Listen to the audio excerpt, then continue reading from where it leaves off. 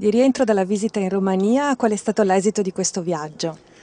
Ma io direi dal punto di vista di quello che mi ero proposto, cioè di sviluppare ancora di più il dialogo con la Chiesa ortodossa, nel breve tempo che abbiamo avuto mi pare che sia stato più che positivo. L'incontro principale era quello con il Patriarca di Bucarest e abbiamo anche programmato un incontro qui a Padova nel 2013, però che nel 2012 noi avremo Aquileia, loro hanno, mi pare, celebrano molto l'editto di Costantino perché loro celebrano come santo Costantino Elena, e anche per prepararle sarebbe un colloquio dove il tema fondamentale è come vivere la fede cristiana in una società secolarizzata.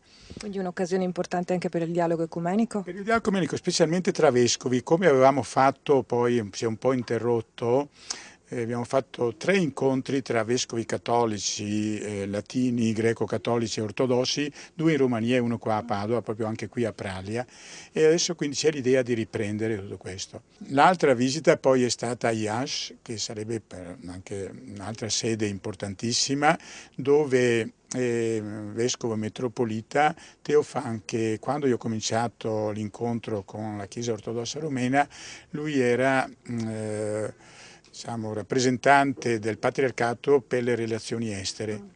E lui è stato anche qua a Padova, come anche il patriarca, sono stati qua a Padova, ci conosciamo bene. L'incontro anche con lui è stato molto cordiale, molto gioioso. Poi il terzo altro importante incontro è stato a Deva. Deva è una diocesi nuova che è stata dismembrata da Arad, qui siamo in Transilvania.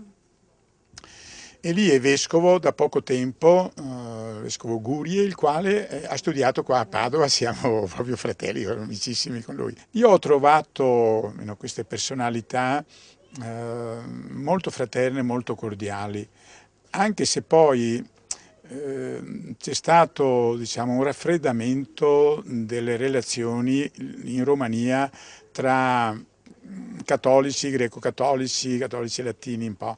Però mi sono reso conto che queste visite così fraterne di un altro, che insomma vogliamo dire anche che è apprezzato e stimato per sempre l'aiuto che abbiamo dato alla Chiesa ortodossa, si rivela di grandissima utilità. Questa attenzione che lei ha verso la Chiesa ortodossa, la riscontra anche da parte della Chiesa ortodossa verso la Chiesa cattolica, oppure il Ma problema è un a più... livelli diversi, e loro cercano soprattutto di capire come noi abbiamo problemi che si trovano a affrontare anche loro adesso, in una società molto secolarizzata, anche quella ormai, no? E quindi diciamo, viviamo delle sfide comuni e questo fa anche che ci sia un reale interesse. Infatti questi incontri tra vescovi non affrontiamo temi dogmatici un po' controversi, ma temi pastorali della vita della Chiesa, e lì ci ritroviamo proprio insieme, e credo che sia questo anche un punto forte dell'ecumenismo, questa relazione fraterna, questo scambio, e questo rendersi conto anche che le nostre chiese mai affrontano difficoltà che sono comuni. Io ho visto difficoltà che hanno loro per trasmettere la fede in Romania, sono più o meno uguali alle nostre.